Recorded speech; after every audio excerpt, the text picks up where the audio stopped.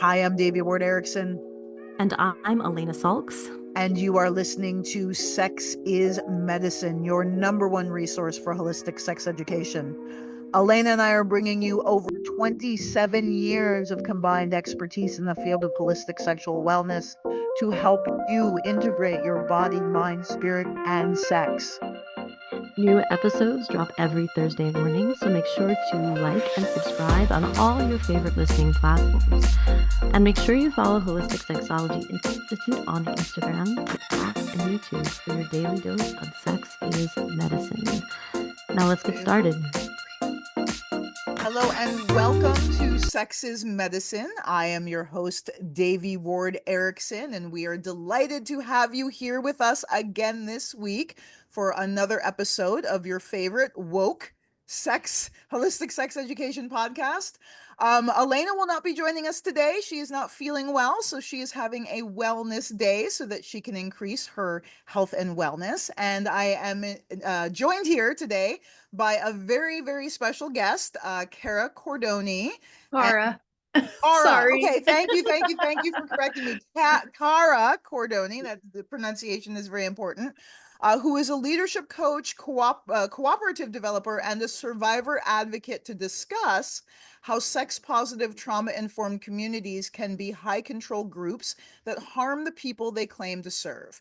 And I wanted to say before we dive in that this topic is so important. I feel so passionately about this topic because I am a survivor and because I believe it is such a powerful duty for those of us who are in positions of leadership, those of us who are presenting ourselves as healers and teachers and guides to support people through the path of healing and transformation, their trauma, transforming the lead of suffering into the gold of self-empowerment.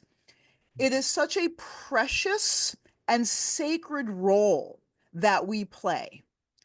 And coming from the position of being a survivor and healing from survival into thrival, as I like to say, being on the other side in many ways of that trauma and that wounding, those healers and those guides who have met me with clarity, empathy, compassion, and integrity have been integral to the process of reparation and healing. Those of us who are wounded and fragmented from a history of trauma, it is so necessary that the healers and the guides and the teachers that we work with are holding honest, authentic, and integrous space with us and not using our wounding and our vulnerability as a tool to further manipulate us, to further harm us, not weaponizing our vulnerability against us. So I feel so passionately about this because of my own experience and also because of the literally thousands of students that we have had. Again, the precious and sacred duty of holding in a container of love and compassion and honesty and integrity. And I can think of nothing more evil, quite frankly, than having somebody come to us who is vulnerable and seeking healing and repair and manipulating them, abusing that vulnerability, just the same way it was abused for many of us as children. Like it's fucking evil. It is evil. And there are predators in the field of sexology that exploit our trauma, that exploit your trauma. And that is their intention. They literally prey upon it. And I know that's strong language, and not everyone wants to believe that there are human predators, but I study this. There are predators. There are people in our society, in our culture, that take great pleasure in twisting the knife, in driving that blade more deeply. and in, again, weaponizing your trauma and your vulnerability against you. And I feel that those of us in the field who are leaders and lead with integrity have a sacred duty to inform you when we know that these people are, that there are folks, that there are organizations that, although they may intend to be trauma informed and healing organizations, are not operating as such. It doesn't matter as much what people say, it matters what we do. And are organizations willing to be called to accountability and repair harm that they know has occurred and has occurred perpetually? One incident is one thing. We're not talking about one incident today. We're talking about multiple, a pattern of repeated behavior that is detrimental, harmful, exploitive, and re-traumatizing for multiple people. We're not talking about one survivor, we're talking about potentially hundreds. And so Cara Cordoni was introduced to me by an email that was sent to me about a month ago, uh, which I don't know the other organizations that it was sent to, but it seems like it was sent to multiple organizations, informing us of credible, tangible, recorded instances of harm that have gone unrectified for years by a specific institute in the field of sexology. And this institute is considered to be the number one school for Neo Tantra. And this is many of my listeners, many of you, many of my of y'all who have been following me, you're just maybe encountering me today, or you've been following me for years, are interested in sexology, neo-tantra, etc., etc. So we want to make you aware of what is occurring in some of these institutions that refuse to be held to account, right? Shit's gonna happen. Shit's gonna go down. We're dealing with sex. It's like playing with fire, right? We've had stuff in our instant, like shit is gonna go down. It's how the Institute responds to reports of harm, credible reports of harm, because we've had uncredible reports of harm as well. How an institution reports to credible reports of harm is gold. It's important for you as a student, as a person seeking healing, to know if you are involved in a training and there is harm that occurs, how is that harm being addressed? Will it be addressed? And will it be addressed sufficiently? And will the perpetrators of that harm continue to be supported and allowed to operate within that institution and perpetuate further harm? You need to know that. It's important for you to know that. So Cara was brought to my attention by this email that it was informing us of this pattern of harm that had been going on, has been going on for years, and continues. That's the thing, it continues to go on. So Cara was referred to me to be on the podcast to speak to this specifically because Cara has been active in attempting to bring reparation to these issues and mediation with this particular institute. So I'm going to be quiet now and let you take the mic. So Cara, please introduce yourself to us, and please let us know how all this started, how you became involved, and what this institution is that we are vaguely referencing. I was vaguely referencing in the intro. Building a little suspense. Yes. Yeah, so I'm Cara Cordoni. I am a cooperative developer, leadership coach, as you said, Devi. Thank you so much for having me on. It's so important that we have these conversations and it feels, try not to get into urgency, but it's very important, right? It's very important. Yes. Um, and so my story, where it's relevant here is, came out of COVID lockdown. For me, it was the end of a pretty toxic relationship. And I sought like classes on sexual and emotional intimacy, found a great class. And in the chat, someone brought up and people were talking about ISTA, the International School of Temple Arts. And it caught my attention. I went to the site. I was like, this looks a little crazy. It's a little wild and edgy. But look, they're going to be in my neighborhood. I'm in Northern California. Of course, San Francisco Bay Area is an epicenter for sex positivity, all these good things. And so I hit up my best friend she was like 65 when we went. And she was like, let's do it. And she's monogamous, married. We're like, they say you can be, super consenting in all things. And we spent a week at level one, the sexual shamanic spiritual experience, SSSEX. And I had a blast. I loved it.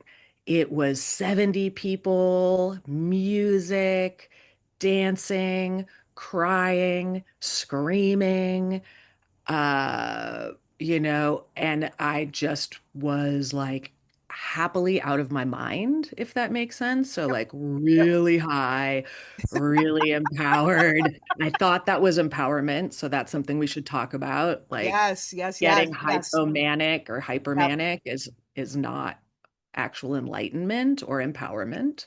Mhm. It's an experience. And so one of the facilitators had kind of had a moment where it's like, you're not meant to be small. I can see you take space in the center, and why don't you come and be an assistant and carry on? And I was so lit up and excited. And there were parts of me, I will admit, I saw these three facilitators on the couch in the circle, and so they're up on kind of this throny, So decorated. They there's a have high, people, an there's a actual height physical difference, hierarchy, right? absolutely Yeah, physically power dynamic. represented. Hmm. And I was like, these people are saving the world by reducing sexual shame, traveling the world and getting well paid Yeah. and screwing whoever they want. And I felt it. I was like, I could do that. Hmm. How does one get up there? And I want to Hmm. name that really transparently Yeah. because there's a lot of us who feel that there's a glamour, Yes. there's a hook, there's the lifestyle, It's seductive. it's seductive. Yep. It's seductive. Thank you. Yep. And so I was like, oh, well, the path to become a facilitator is you got to do some apprenticing, or not apprenticing, sorry, assisting first. For And as no an pay, assistant, right? you pay Volunteer. to go. You pay to go. So you actually you pay to work for them. You get a little bit of a discount, Oh, okay. Okay. You get a a few discount. $100 off, Oh, but you have to pay your own tuition to and work at you their events. work your ass off. That You is a work, how do I get that business model? seems really successful for them. It It's really does. That's okay. So sorry. Just like that is just not the way we operate. So I'm like, wow, you have to pay to work for them. That's like when I was a stripper in Detroit and I had to pay the bar and the DJ. Y'all wouldn't have a job if I wasn't up here naked. Like, why am I paying you? But like, that's the thing. So you had to pay them to work for them. That's it. That's interesting. Okay. Anyway, go on. And they say, oh, well, the assistants are so important because you are the bearers of the culture, because we split everybody into groups and the assistants are pod leaders. And so you meet with your pod leader every morning. They're your go-to. The pod leaders are going and reporting back to the lead faculty, usually three or four, and saying like, oh, I've got a concern about this person, or this person's great, or I had this interaction, or I'm going to be sexual with this person. Is that okay? And so they're like, you're the bearers of the culture. And then the other piece is like, the assistants are like the fluffers for these temple nights where it's like, oh, we want you to stay in the room and we want you to embrace everybody and and like if you have a sexual interaction, like do it in the temple. Don't go back to your room or their room because part of what you're doing is I don't even have So I, words. I have a question for you about like you've referenced the sexual interactions. Now, is there any conversation about sexual health, like, STIs, using barrier methods, protections? Like, is that part of the culture? So all of that is Yeah. present. Okay. So, like level one, it was sold as like the sex ed you wished you'd had in high school or as a young adult. And we do spend some great time talking about no, practicing, doing some boundaries, touch, what kind of touch, and this. And then they teach something called the RBDSM conversation, which is relation, like what's your relational status and what kind of relationship are you looking at if we're going to engage? Mhm. What are your boundaries? What are your desires? And the idea, right, is to say, how do we get into the best alignment, but everybody's consenting and no one comes out harmed? What kind of aftercare? So, like, even if it's a party, you might be like, yeah, it's casual, but I still want you to check on me tomorrow, or I want us to have a conversation. So there's so much languaging, Okay. and the reason they are as successful as they are, in my opinion, is that a majority of people do have a good experience in level one. Okay. And I think there's already seeds of problems that are seeded. But a lot of people will, to this day, ongoing, talk about how level one was transformative and it was awesome. And I'm not going to argue with that. Then there's also a very large contingency of those who have been harmed. And the harms range from rape, sexual assault, um, to spiritual abuse, deception, Mhm. um, profound manipulation, harassment, In level one, from level shunning. one. This is the bigger ISTA container that Okay. as you go deeper. And so when I went back as an assistant, all of a sudden, right, I'm not on the outside circle, I'm a step in. Yeah. And I really believed, like I was like, oh, I get to be a temple keeper and I get to be in my divine feminine and I get to hold space and just this opportunity which many of us experience to be like, oh, I can be a channel of love and Mhm. compassion. Mhm. And there's beautiful sacred ceremonies that are very intimate. For example, in level one, we accumulate to sacred spot, Mm. which I imagine a lot of your listeners are familiar with. I don't know if you use that language. No, that's a very Okay. yeah, and so sacred spot, Neo I'm guessing, Tantra. is G spot. Yeah, I like I was never indoctrinated in neo tantra, so I haven't absorbed that Great. language. So That's helpful sacred for spot, me too. I think is that like the G spot on So, men and the prostate on men? yeah, and so the really ethical teachers will tell you it's anywhere that you decide it is Okay, for that exercise. okay, However, it is the G spot. It is in the prostate. okay. So it's generally that's what if it's been referenced, it's like I vague have a vague understanding that usually means the sacred spot massage is G spot Yeah, massage in yeah, people with vulvas and yeah, prostate massage in people with prostates. yeah, yeah. Okay. So that training culminates in that experience. Right. Yeah, which is very intimate experience with people that you just met, right? Out of a group of 70, and it's randomly assigned. So in our training, so they talk about you can consent all the time, right? And that's true, but we're really ignoring um, what we know from science that if you are in a room of 70 people and they all take their clothes off, you will take your clothes off. 99.9% of the time, there's nothing wrong with you. It is not that you are not empowered, it is that you are part of a human system, right?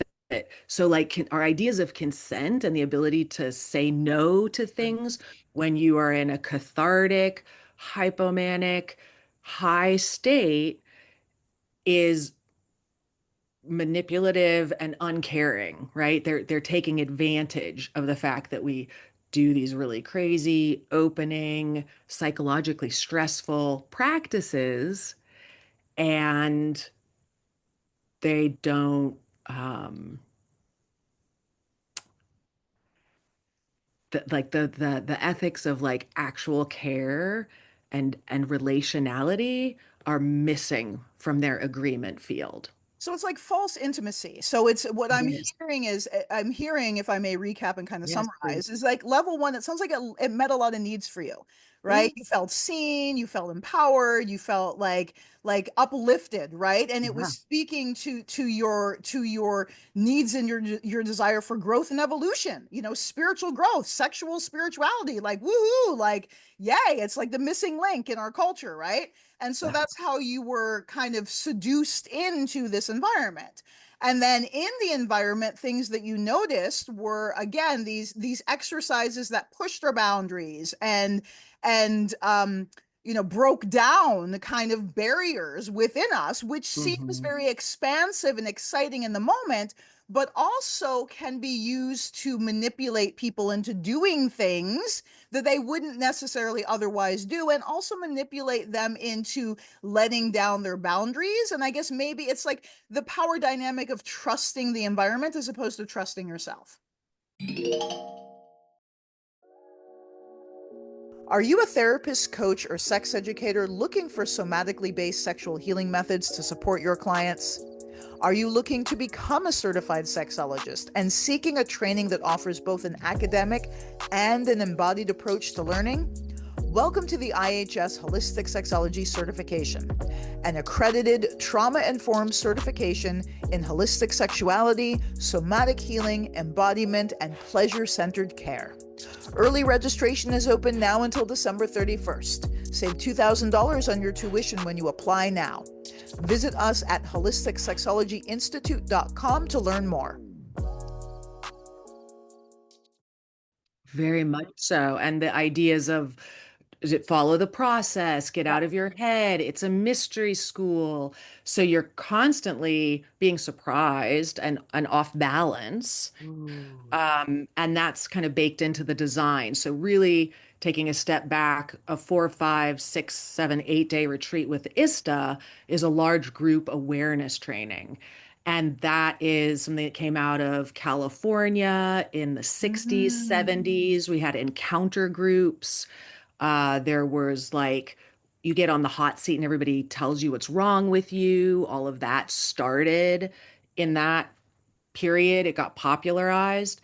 And just so people have context, what happens in a large group awareness training, as researched by John Hunter, who's a PhD and wrote the book Manufacturing Mania, is that we experience sleep changes, food, location, and a lot of psychological stress. So healing is, right? Like there is a place where like, yes, I need to get to that edge. I need to look inward. And then when that stress is intensified, and then you add all these cathartic activities, pillow pounding, pillow thrusting, screaming, crying, lots of dancing, cathartic things that create our own internal chemical cocktail, Mm-hmm. right? Mm-hmm. And when the stress is released around day 4, day 5, then our bodies, in his theory, have this dopaminergic defense mechanism, which is dopamine floods us. And we feel confident, we feel ecstatic, we feel empowered, we feel alive, we feel bold. And these are all things they'll sell us, like, look at your transformation. However, that state, which is, could be hypomanic, manic, and some people actually do become psychotic. They get pushed so far by that experience. And when we're in that super confident state, we're more likely to spend our money. We're more likely to sign up for the next thing. We're more likely to leave our relationship. We're more likely to do dramatic and things that can have lasting harms because you're kind of manic. So you know what's occurring to me as you're saying this is the I mean it's if it wasn't intended to manipulate it serves a beautiful function what you're describing because it reminds me of like, and I've, vague sense of this, but it reminds me of like way back before colonization, way back in our tribal times, how we would probably come together as humans and, have these cathartic, ecstatic experiences, dance around the fucking fire, like, whatever, like have these shamanistic experiences. Like that's part of our human history, and that sense of tribe and belonging and inclusion and being included, like being a tribe coming together and having a mystical experience together. I mean, that speaks to our DNA, right? That speaks to our human history together. And so, again, the difference is in our human history when we did that, that was part of our shared humanity. What you are describing is the manipulation of our human tendencies for profit. And also, the space holders are not necessarily operating ethically. And that seems to be the problem at, that you've pointed to as you Yeah. move more deeply into ISTA, and as you become more aware of like what's going on behind the scenes, it's that some of the leadership views those events as like a predator views, prey, so to speak. Like they get to kind of just take their pick of whatever candy is showing up. If I don't know if that makes sense, but Well, let's be explicit about that. So red flags, um, in when you come in to level one, we sit and do an agreement circle, and they read the agreements, and people ask questions or they explain it, and then we all say, "I'm in," and we do something physical, right? Things that we know, right? And it's funny because all of these empowering. things are they just are. And then we can use them well or we can use them poorly. And so I think that's really important because there's people that come at it from like, oh, it's because you can't be sex positive or people are like, and it's like, no. Or even like cathartic activities. It's that my imagination is when we did that as a community, let's say it's a rite of passage Yeah. for young men or young women, is that you're there on the other side because you're actually a community. Yeah. And part of what happens to us as we go through ISTA, we get really high and then there's nobody there. I mean, now they've created an integration program where you can pay $50 a month to, again, all the money, all not actual care, not actual consideration. Mhm. So when you're sitting in that agreement circle, unbeknownst to me, the agreement comes up, well, we're different here at ISTA. And here, facilitators can sexually engage with students. And we're doing that because, there's a shadow in the world that teachers and students can't sexually engage, but we know people are breaking that rule all the time. So here, we're going to bring it into the light. And so if you want to engage or there's a thing, then we'll make sure all three facilitators think it's, in your best interest. So you get the group gaze. And so they have all this explanation, all this. And it's what I've learned is it's actually there's like those things where if you ask an ISTA person, they will almost verbatim tell you the thing. If you And it's talk all a very facility, noble. It's all very it's all it's we're uplifting you by you're being liberated from the social constructs of the concept of boundaries, ethics, and power dynamics. Those are constraining concepts. Boundaries and power dynamics, those are all that constrains you. So you need to liberate yourself and allow yourself to fuck your teacher, because that's liberation. That's there the are no power subtext of it. dynamics because the teacher is just a person. That's the thing. They're like, well, the person's just a, and one of the facilitators who built ISTA said to my face, Well, I built a community so I could play in it, and I get it. But when you're a 70-year-old man who built it and you're bringing in 20-year-old women, um, But also, there's yeah, and the key is that this is not like there's a difference between a playground and a community and people coming to you, paying you money, and having a professional relationship dynamic with you.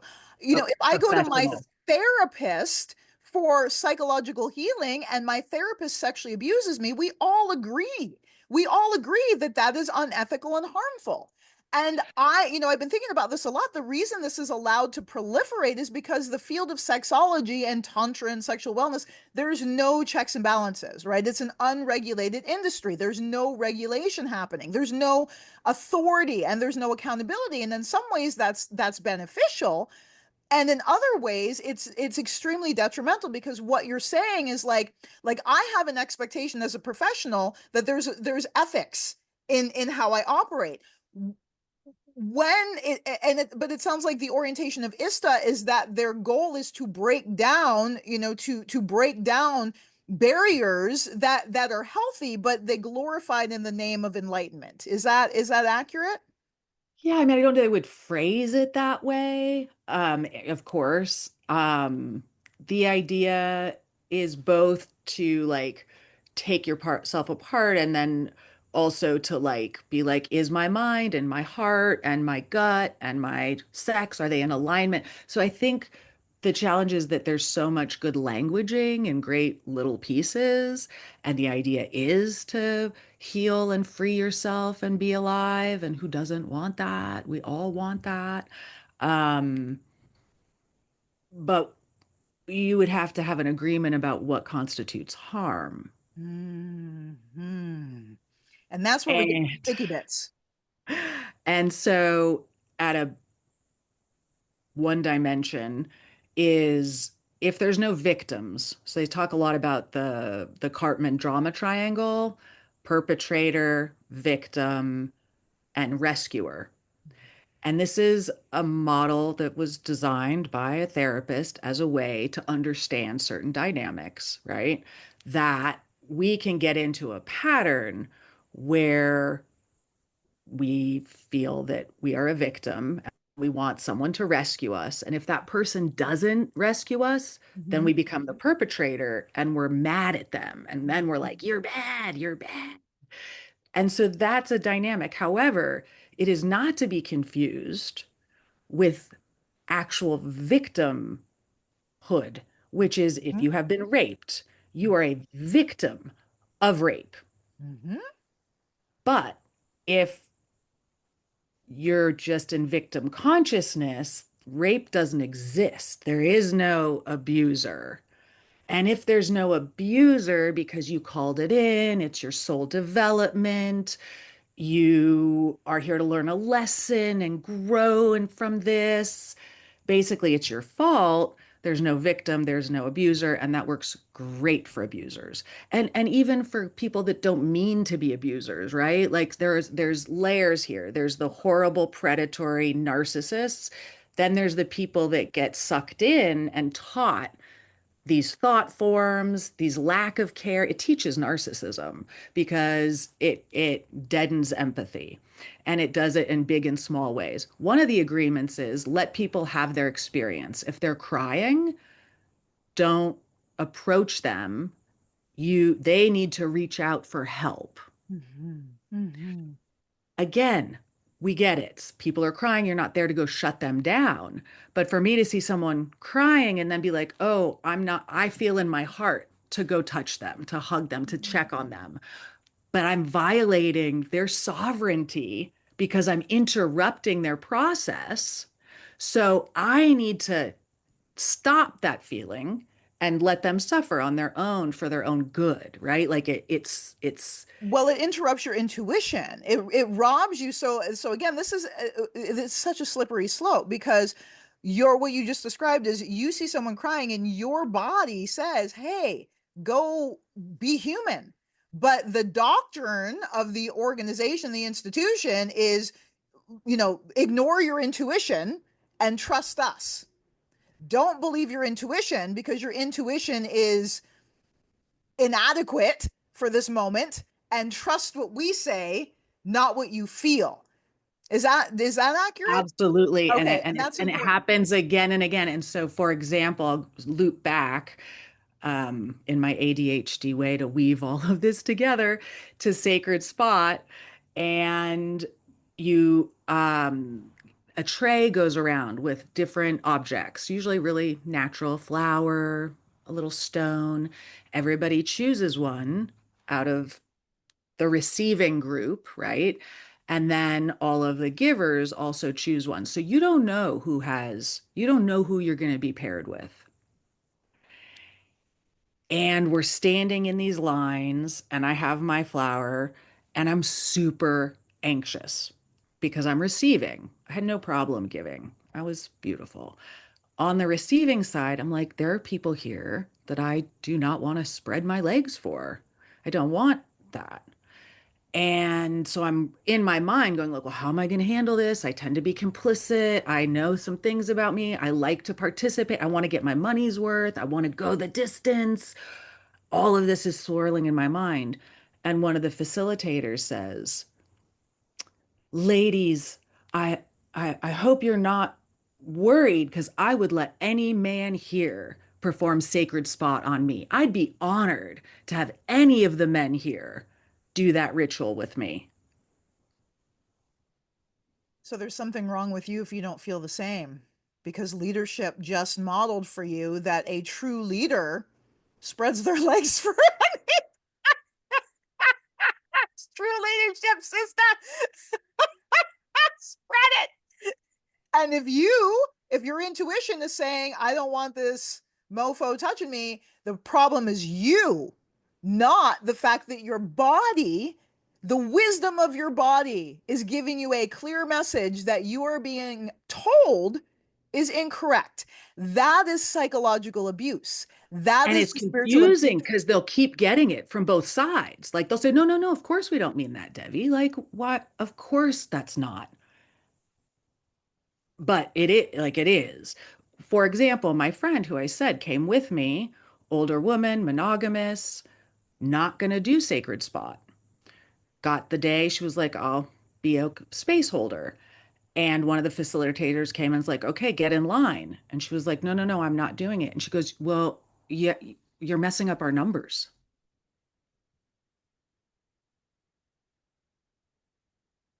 So I'm quiet because I'm speechless. I'm there's speechless. things like this that they don't, they don't clock, right? Like it's just going on. So at level 2, super into it, really probably overextending myself between getting hypomanic and also being in a leader space. And also with hypomania can come hypersexuality, which I don't know if you talk about that. But this place where it's like, yes, I want to be sexually free, but I also want to be within my boundaries, my body, my intimacy. And that gets really confusing day 4, day 5, Yeah. right? Um, and so it's, people have asked me, well, were you sexually assaulted? Like you've led this movement. You're like, were you actually sexually assaulted at ISTA? And my answer is no, but because I did not have informed consent, That's huge. it was not consensual. Yeah. Yep.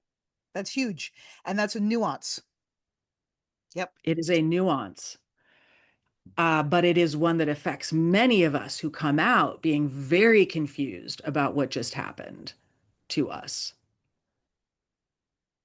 And women who are coming out did not get sexually assaulted, but went into a psychotic state, had to be picked up by their parents and taken to a psychiatric hospital.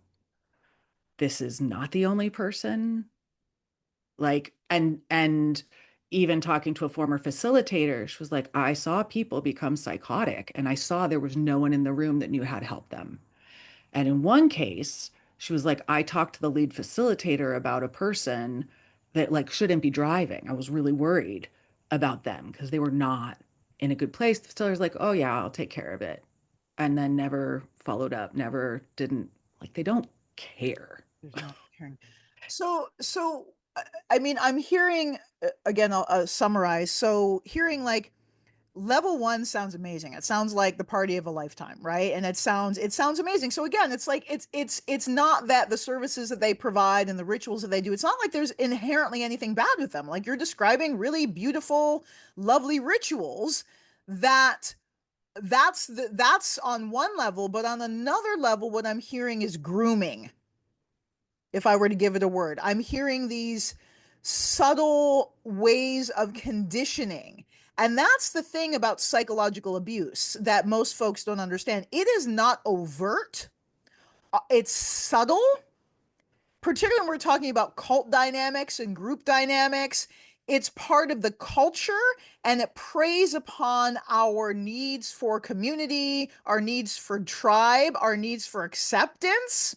And also, like you were describing earlier, how like if there's a room of 70 people getting naked, you're probably going to get naked too, because that's just the way that humans are wired. We're going to follow the group, because that's part of our hardwiring. It's nothing to be ashamed of. It's part of our hardwiring, right? So on one level, with these ISTA experiences, it's beautiful. Like it sounds beautiful. Like it's meeting a lot of needs, but it's why you're here today is to talk about what's subversive, what's hidden, Mhm. what's unseen below this surface. And what's unseen below this surface is, it sounds like a lot of abdicating of responsibility, a lot of, again, using half truths. I think like partial truths, like, oh, let everyone have their experience. Well, yeah, like I get that as a leader. Like I can't, somebody was crying because I didn't get a yoni massage at the retreat. I'm like, I can't help you with that. Like, feel your feels, right? That's like that's just what it is, right? So there's a level of let folks have their experience, and then there's also a level of like, when harm occurs, period. When harm occurs, how do you react in that moment as an institution to address the harm and support the victim, and also bring accountability to the perpetrator? That to me is where rock meets bone. And it's not going to happen because the worldview is you as an attendee take 100% responsibility. The worldview in You as a ISTA. woman, yes, an Yeah, ISTA, yeah. right? So one of the agreements is because you brought up, right, there's a lack of responsibility. And I'm Mhm. going to say absolutely because there's putting all the responsibility onto the participant, right? You're responsible for your experience. You're responsible for your consent. You're sovereign.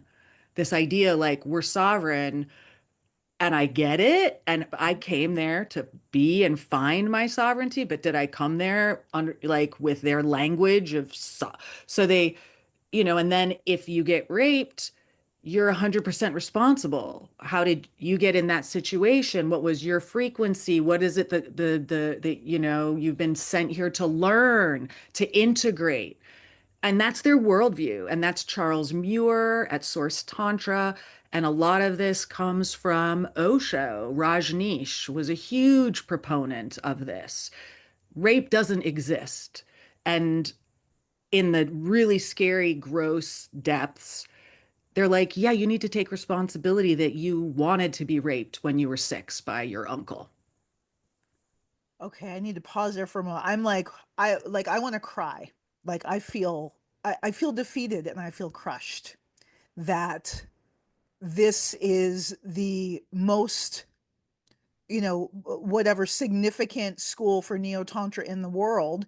And you've also named off other significant schools for Neo Tantra, and their worldview is that if our frequency is low, then we are responsible for the abuse that we receive. And as a It, child, and I get, like, that's the thing. Like I too, like when I was disassociated yes, because of my right. trauma, I Yes. I was like there, that worldview is not negated, and yet or it's not completely untrue. And yet, on the other hand, it's like, like, we do not deserve the harm we experience. And yes, there may be karma, and yes, there may be all these other factors. And part of the healing is the accountability and the recognition and the protection of the most vulnerable. I think that's the thing I'm really responding to, is like, healthy, my understanding of healthy societies is that they protect the most vulnerable. They protect life. They protect the most vulnerable. And this is like some psychological abusive distortion of that concept, right? Yeah. And it's I like, had I had this male facilitator like yeah, literally say that. Like just we're not going to walk in the room and be concerned about who's most likely to get harmed. We don't hold a worldview about privilege. You want to talk about I'm a tall, white, handsome man with money. I don't live in that worldview. so I mean, it's like a bunch of narcissists that don't want to, like, don't want accountability. That's the thing. Like, that's like, you can't do anything with that. There's no, like, so you know that if you go to an ISTA event and you experience harm, that is your fault. Like, I just want you to know as a listener, right? And I want to, with our time, because we can take as much time as we want to Yeah, take. But with our time, I do want to talk yeah, about some of the victim stories, because that yeah, was, that's profoundly impactful. And you are a yeah, leader in helping lead the way of trying to bring reparation yeah, to these stories. But for yeah, our audience, what Cara is laying out for us is that if you go to an ISTA event and you experience harm or violation, it's your fault. And it's your responsibility to deal with the aftermath of that. And there will be no empathy. There will be no sympathy. There will be no compassion. You are responsible for your experience, right? So if like, just buyer beware. Like, I think it's really important for us to all be informed, like, eyes wide open. I know if I go to an ISTA event and somebody, does something to me that is not that crosses my boundaries, that's my fault. Okay, so as long as we're clear about that, I just need to know. I just need to and know. and that just came up. So I went to ISTA. Some weird shit happened where I did the sacred spot demonstration. So, right, I modeled it with one of the facilitators, super intimate. And of course, I was like very spiritually focused, like, how can I be a channel and do this for good for everyone? And there was no aftercare. And I followed up, hey, I need some aftercare. And I was blown off. And at the end of the whole retreat, there's a let's get together and have a feedback session. And I'd never been in there, but they were like, yeah, you have 4 minutes because we know we want to clean up and get out of here. 4 minutes, something you learned. If you want feedback, things you have feedback for us. And I started sweating and I'm like, am I sovereign? Am I brave enough to tell the truth? And I was like, well, let's find out. And how much of a level of feedback do you want? They ask. If you're feeling tender, you might want a 1 or 2, but if you're feeling strong, we could give you a 10. And so I'm an asshole and I'm like, sure, I want a 10. Give it to me. And I said, here's what I observed. A bunch of you were on your phones during Sacred Spot. Really broke my heart because it's so intimate and tender and beautiful and sacred and it's like they're just numbed out and they don't really care. I said, I did Sacred Spot, and then you never followed up and didn't provide any care. And I had something else. And the room goes silent, and the facilitator turns and says, I call bullshit. Do you see how your victim attitude is making us abusive or making us the perpetrator? But really, it's because you have a victim attitude running your life, and you should go home and see how that's impacting you because it's probably blocking your success. And also, weren't you the temple priestess? That last altar was ugly. And I felt it right in like literally like an arrow.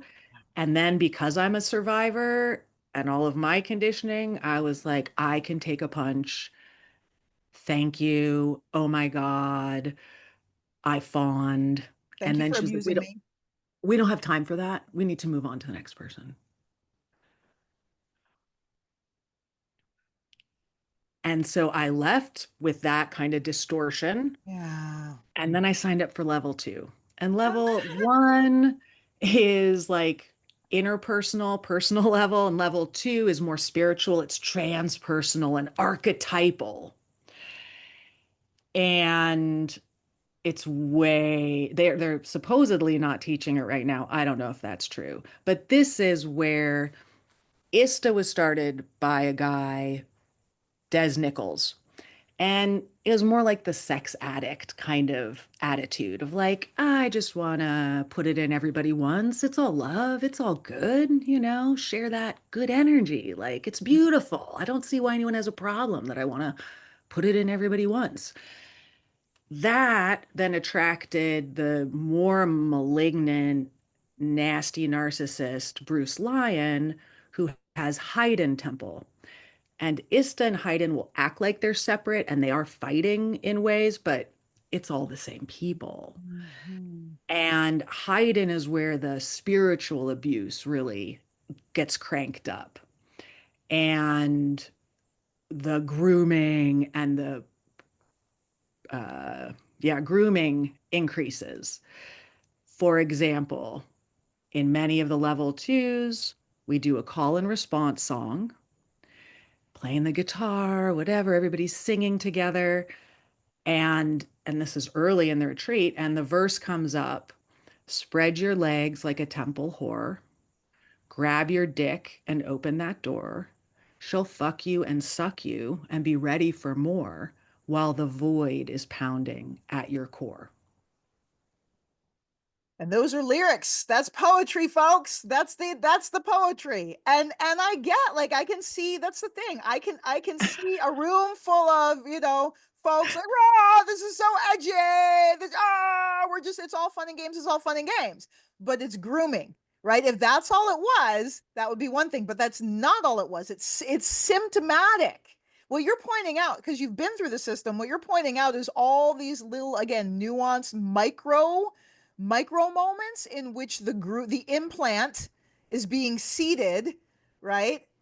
And the worldview is being seeded, and then when you challenge that worldview, you're the one in the wrong. It's exactly the same thing that the episode that I did about Nicole Daydon in One Taste. It's the exact same language. She went up on the stage and said that she doesn't, if you're turned on enough, if your pussy's turned on enough, you can't, there's no such thing as rape, and stop being such a victim. And that, and the survivors that took the stand for her, they were all in their victimhood. So I'm gonna like give It's the y'all, same. it's the Mhm. same. So y'all red flag if someone's saying you're really rooted in your victimhood. It's usually because they're trying to manipulate you. I can't think of one time I've ever said that to a student of mine. Even when they've come at me with some shit, I'm not like, oh, you're in your victimhood. When I had a student say, hey, they had a boundary that was crossed, and luckily it wasn't even a physical sexual boundary, it was an emotional boundary, and they were like, Mhm. that boundary was crossed by your faculty member. I was like, oh fuck no, that doesn't happen in my school. Like I'm not like a relational emotional boundary, like that's not acceptable, right? And Mhm. so that grooming. Yeah. And so there's so much we could go into there, but I want to move forward. Came out of level two, still very dysregulated, very high, signed up to be an assistant again. And then a Facebook post popped up, and it was the facilitator who Darvoed me, right? Which is defend, Attack, attack, and reverse reverse victim victim. And offender. Yeah. yep. So she, right? So Darvo. So I didn't know even that word, right? Or that acronym. She posted and she made reference like, oh, I know people are upset and they started this Facebook group. And I was like, oh, let's go check it out because maybe I can be a helper and find out and make it better, right? So many of us come and people are like, why, Cara? And I'm like, we're idealists, we're hard workers. Like this is people that get sucked into cults. This is not Yeah. my first cultic experience. It's not my first abusive relationship. And so, as I've actually been healing this time, understanding there's these very pro social qualities that many of us who get into these cults have. And so I was like, oh, I'll go and I can be a bridge and I'll learn about it. So I drop into this Facebook group very early. It ended up being 600 people, but it kind of collapsed because of controversy. Very early, 10 years old, 10 reports that had been 10 years that people had been trying to get resolved with ISTA. with Reports of ISTA. abuse with Yes, ISTA that were 10 years old. So here we are, yes. 2025. So that's as it's 2015 and earlier. Earlier, even earlier. And all of a sudden, I realized, holy moly, I am the new kid on the block. I have no idea what's going on, actually. And so I start reading all these accounts. And then I was like, well, maybe this thing that happened was kind of not my fault. And I posted, and some people were like, yeah, that's Darvo, honey. Like, that's, Psychological and for abuse. me, psychological abuse. And I triggered CPTSD for me. Yep, yep, yep. And I dropped out of the coaching school I was in, which is okay because it was also kind of culty. Um, and I eventually was invited to join a small group that were attempting to like take all of this and go to ISTA and say, okay, if we're gonna try to not be cancel culture, right? We've got all this, oh my God, people are cancel culture. And we're like, what about calling in culture? We have all this information. We put up a form and we invited people to send us their reports. And we took those reports, 50, and crunched data, analyzed, created a report that showed that the most common issue was coercion, With ISTA. boundary pushing with ISTA. This was the most common in these reports. And there are, I have talked since we got those reports 3 years ago. So many women have said, oh, I didn't even send in a report. We didn't trust you. We didn't, like, why? Because we're talking about talking to ISTA. And they're like, I got raped there 5 years ago. Like, y'all new kids on the block are trying to do a thing. I'm going to sit on the sidelines and see what happens. Right. So we got legal threats from ISTA. Then we convinced them basically to hire a mediator. We report all these huge amount of like consulting work, basically saying, here's things you need to address. Where's your code of ethics? Where's your code of conduct? They still don't have them. They still don't have them. Okay, So so you, pause. ISTA still does not have a code of conduct or code of ethics or a code of conduct for their faculty. Okay, so that's I mean that's yes, that's again red flag. Does your institution have a basic code of ethics? It's not that hard, but again, their worldview is such that harm doesn't exist when you're floating in the ethers and you're the top of the food chain. Harm doesn't exist. It's an right, illusion. right. It's a misunderstanding. It's a misunderstanding. Don't take Right, it so seriously. right. Stop being a victim. And long story short, we sat down with four of their council leadership and a couple, been there many, many years, helped to build the organization, beautiful facilitator, mediator.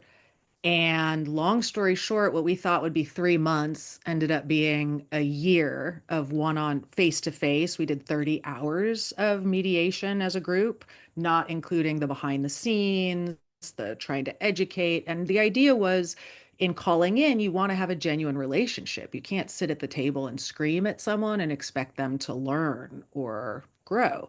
So the idea is like, how do we show up with respect and engage in a respectful process? And that was really hard for me because I was CPTSD. I was Oh, full of rage and yeah, hurt my own for all these that's people. terribly. I was trying to, keep it together. Um, and after a year, we just went into like a mediated chat, kind of, not mediated, just chat communication through WhatsApp. And then in February of this year, the New York Magazine article in the cut came out, and that was a almost 2 year at least a year investigation by Anya Kamenetz, a journalist.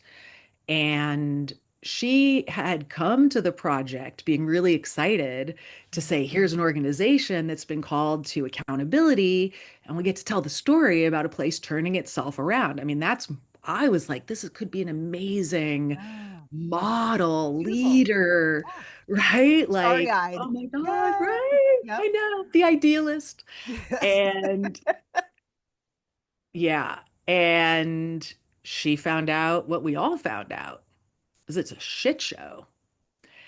And she had a rape survivor come forward who was raped in a ritual in level 2.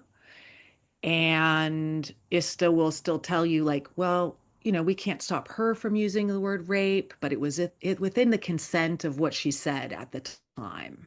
So she didn't say, don't penetrate me. So therefore, it wasn't against her consent because she didn't say, don't do it, which was part of the setup for the ritual. So Darvo, once again, Darvo, once again. And so I want to let our audience know that under this video and on our blog at holisticsexualgyinstitute.com for this episode, I will absolutely include the link to that article. There's another article that Bay Scofield Oh, B. Schofield? B. Schofield, yeah, wrote as well. And I think that article in the New Yorker is the one that included the animal sacrifice. If I remember, is that the one? Yeah. Okay. So any articles that we have, like I have access to, we'll include those links in the Yep. blog beneath this episode. So just want to let you know that. Yep. And 3sc.community will put that's where we documented Yep. the journey. So you can see all of our letters to the community. You can see our updates about mediation.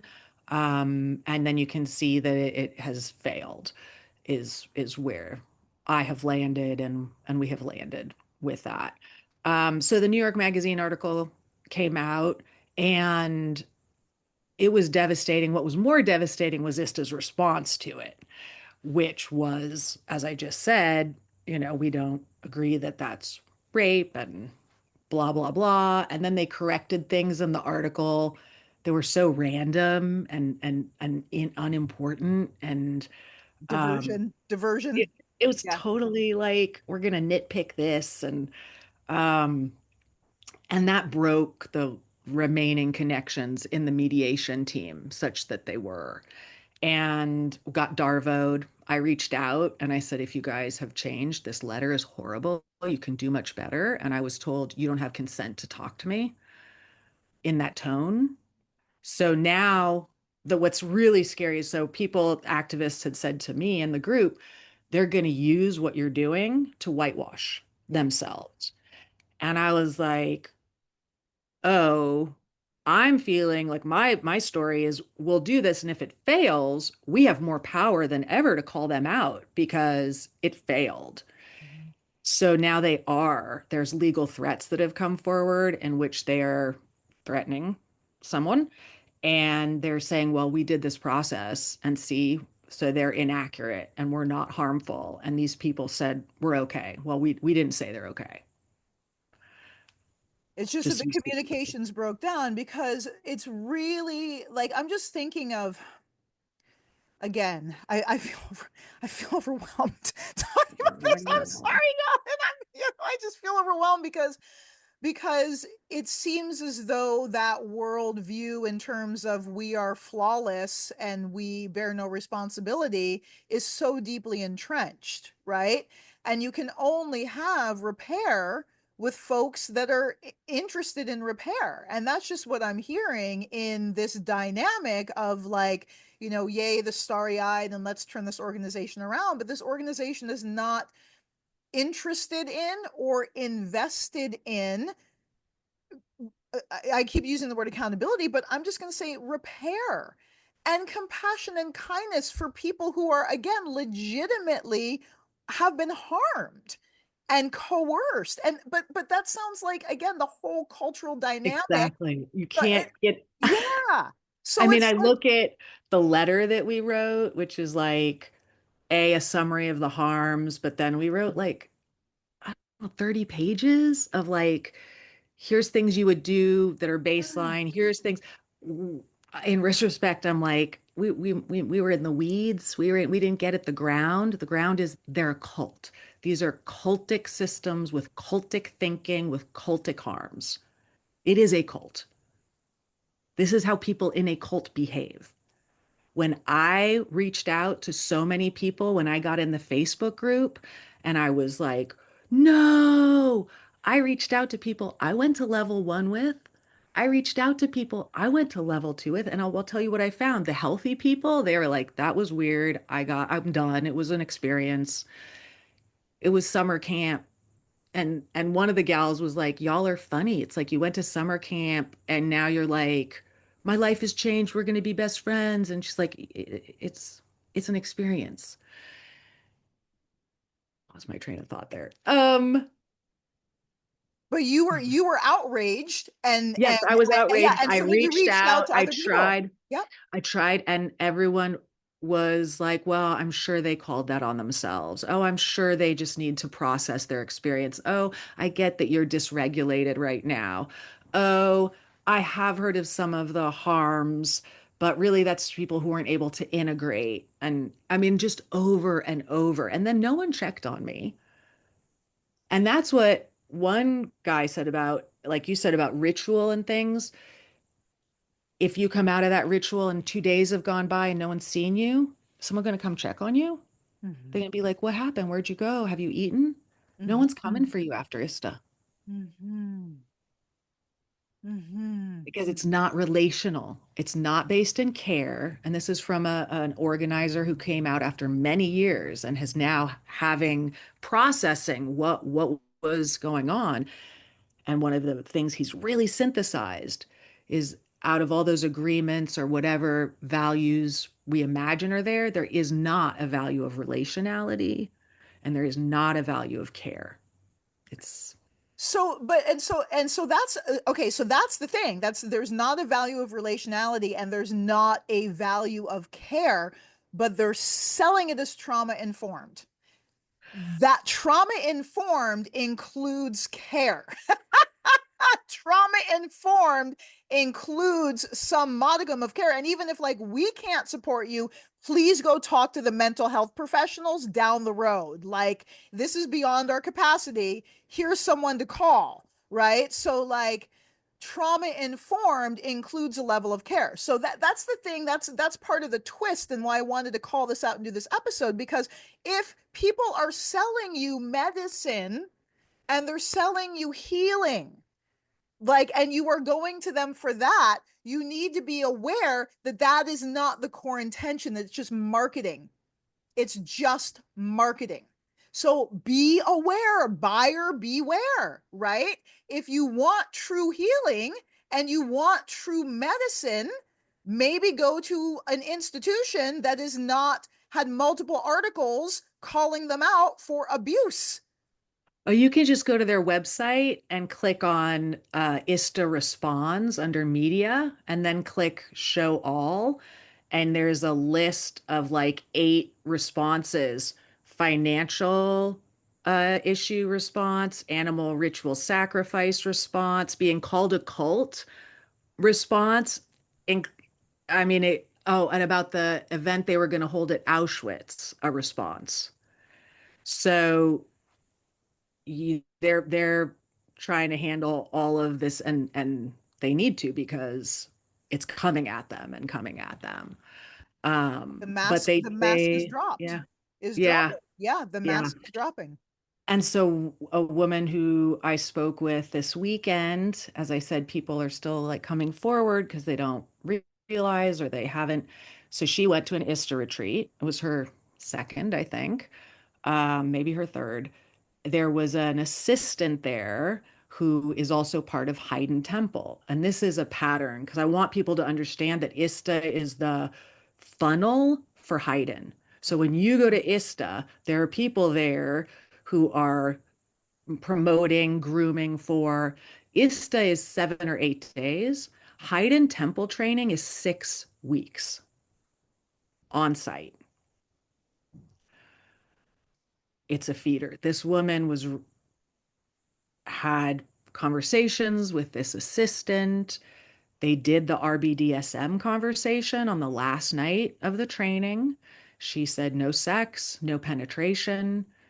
He raped her, he penetrated her, and then he harassed her for 3 months, including that he could see the entities that were around her and on her, and that he could help her with the entities that were interfering with her life, and that she should be really scared about all the things that he could do that or he saw, and that he was the only way. Anyway, it was major spiritual, psychological abuse that went on for 3 months. On top of being She raped. And so she went through the accountability system that ISTA developed. They'd started it before we did the activism, but then it's supposed to have been informed by our shit. She went through their accountability system and she was further traumatized. She basically met with one of the lead facilitators who helped build this whole organization, and that person would not use the word rape, would not bring that back to the rapist. Another gal just published a piece, and people are going to see this because it is coming up. Lots of people are speaking. There's blogs, there's people are starting to spill the tea. And this gal also was raped by a leader at Haydn. And then she describes all of the piling on. You knew what was going to happen. You really wanted it. It's your soul work. Why can't you take responsibility? And she said it became sadistic. Like it was so clearly sadistic. Um, and so I want people to really know, stay away from ISTA, stay away from Haydn, unless you understand that it's like skydiving with someone that didn't know how to fucking pack your parachute. Thank you, Cara. Thank you for being vocal and being a target in this, right? Putting yourself out and in front and leading the charge.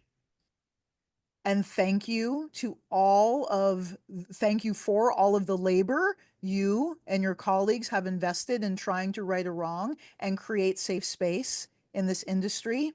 It feels like an uphill battle because I truly believe that this industry is rife with predators, right? And truly, truly.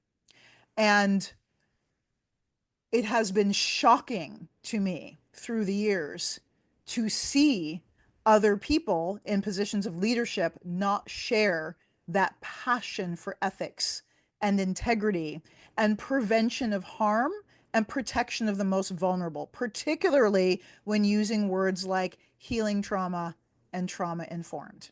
If you're going to use the words healing trauma and trauma informed, you better put your money where your mouth is. And Darvo, gaslighting, and denial of people's experiences, particularly when we're talking about a sexual violations and psychological coercion, it's just not okay. It's not okay. And again, the repeated instances demonstrate what you stated. It's a cult. It's a sex cult, is what it appears to be. It is. And now the leadership has said they've mastered sex. And so now they're going to become leaders in power because they've been through this amazing transformation that all of this has catapulted them into being recognized leaders in power. What does that mean? Leaders, what does that mean? Leaders in power. Accountability, whatever, they think they turned the ship around and now they can lead others, linked So, to Tamara, linked to like, kind of the neo tantra community building web around the world. And so yeah, I don't know. A bunch of the leaders have been saying it's unclear what it means. It's just terrifying. That's all. And the arrogance and the lack of humility. And I would say, lots of people are having to go through accountability ourselves um, in different ways. There might be sexual aspects. I talk to a lot of men in their 50s, and they're like, when I was 19, the way we got laid, it wasn't okay. yeah. But I didn't know it wasn't okay. Yeah. Even a leader coming out of this cult, he's like, oh shit. Yeah. I didn't recognize that, of course, people were projecting their power. And of course, I was a daddy figure. And of course, he's like, I bought it and it benefited me. And I am sorry. And I will sit with anybody Yeah. one on one or in mediation. What do you need? What do you want? I am here for it. And I am humbled and I will continue to be humbled. It is a ongoing experience. And you will Thank recognize accountability when you have people truly able to articulate their self-awareness, self-reflection, so they can talk about the land they are leaving. If you don't know where, you can't leave Yes. a place you haven't been. So if you're like, well, I was never an abuser, how can you get out of being an abuser? Yep. And these cult leaders are out there, oh, I'm accountable. Oh, and it's all real slick and slippery. Oh, I made some mistakes. I brought some bad people in. Oh, wow, but not about, wow, I had conditioning in my mind that women were objects. Like I literally was not able to see women's humanity because of the conditioning. And therefore, that kind of Soul insight, searching. Some actual soul searching, some actual deep. like humility and self-awareness. Yeah, and that's the thing. It's like the harm is one thing. And as I said before, like, in the field of sexology, it's like playing with fire. Harm will occur. But is there even an openness to accountability? Right? And that to me is the difference. It's like, is there a process, potential, interest, desire, investment in repair, in accountability and repair? And that is how we transform harm, is through accountability and repair. Otherwise, the harm just continues. And that would have been the transformation, right? They're Yeah. selling transformation, large group awareness training, sell transformation. And John Hunter's like, what is that? You can't sell that. Like, that's anything actually like, unless it's like, come with me for a 6 months or a year or, right? Like these shortcuts. Yeah. Yeah. Um, and I'm like, if they were honest and they were like, it's kind of like a real emotionally and sexually edgy skydiving Yeah. with potentially a faulty thing, people will still sign up. Yeah. A lot less, though. Yeah. Well, yeah. And again, the thing for me is if you're selling it as healing trauma and trauma informed, you're going to attract people who are actually seeking healing from trauma and trauma informed spaces to provide a level of care that ISTA simply does not, from what Well, you're telling me, is not interested in providing that level well, of. and now they would say we would screen you out.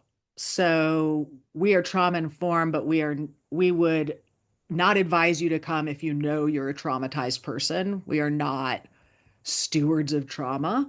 We are trauma informed, whatever they think that means, but they are trying to screen people out. So if you knew you had bipolar, if you had childhood sex abuse, they would try to not have you come at this point Good. because I Thank you, know that's right. Jesus. Thank you. Hallelujah.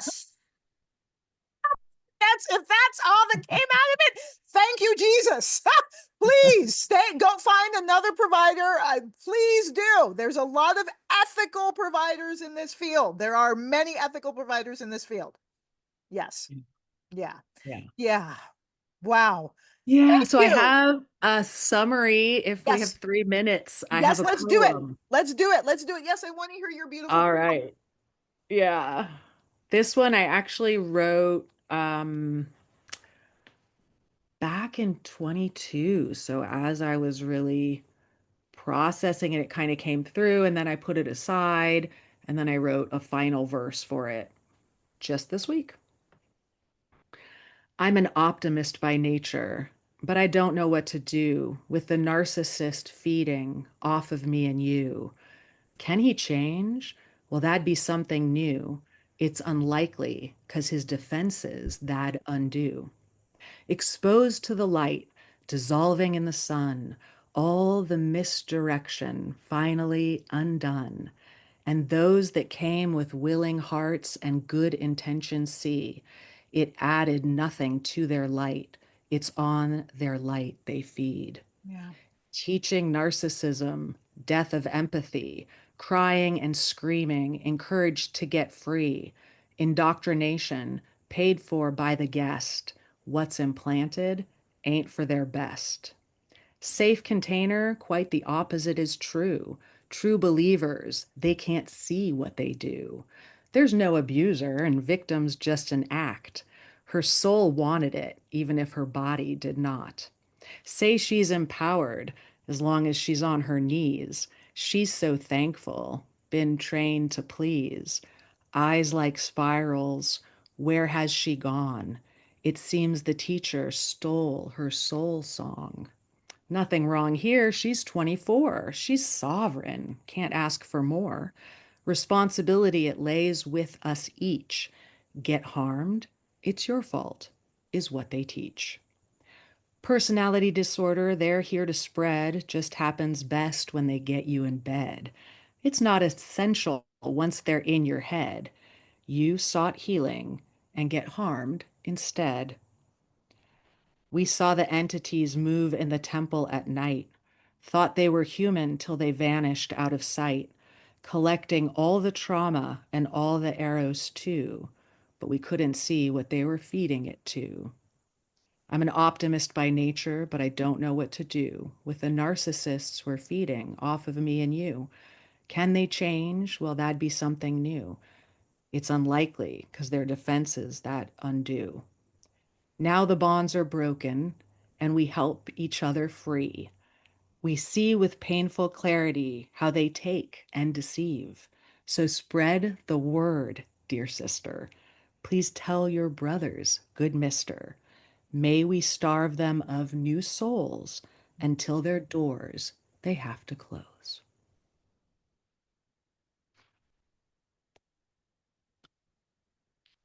That's profound, poignant, and on point.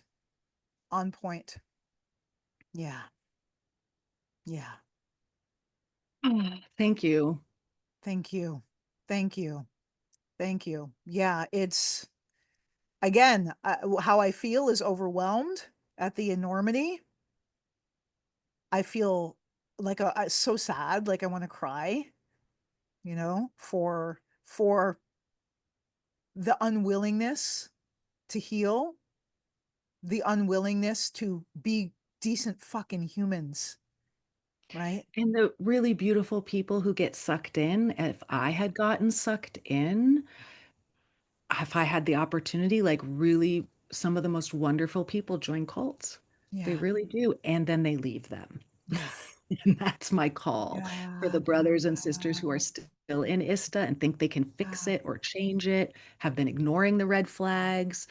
You can leave. Yeah. You can leave the cult. Yeah. Yeah. Thank you so much for your courage, your bravery, your in labor, your ongoing labor, and this opportunity to share this very important message with our audience. Yeah. All right. All right, everyone. Thank you for joining us. I can't leave on a more cheerful note. Please, absorb, integrate everything we share. This was heavy. This was heavy for me, heavy and deep. And again, we want to share this because we want you to be informed in these spaces. And if knowing what you know, you choose to go into those spaces, okay, may you have, God's protection with you, right? And if you are like Kara and I are, and you're a survivor truly looking for healing, we want to invite you to maybe look elsewhere. Maybe look elsewhere for true healing. Yeah. And I think what I learned just as a final cap, like a lot of us who are survivors, we seek cathartic, big, exciting things. And so know that about yourself. I didn't know that about myself, and I didn't have mentors to say, "Hey, honey, what about something that's softer, kinder, more gentle, down system regulating?" So don't buy the hype that big cathartic things are actually good for your nervous system and your healing. Small bites, titrate, right? Yeah. That's how we actually heal. Yep. With Yeah. balance, has to have balance. All right, amigos. Yeah. Blessings. See you next week for another episode of Sex is Medicine. Woohoo. You've been listening to Sex is Medicine, your number one resource for holistic sex education. Make sure you like and subscribe to Sex is Medicine on all your listening platforms and follow us on Instagram, YouTube, and TikTok, where you can get your daily dose of Sex is Medicine videos and episode recaps. Also, make sure you register for your weekly dose of Sex is Medicine at holisticsexologyinstitute.com and send us your questions, please, at questions@holistic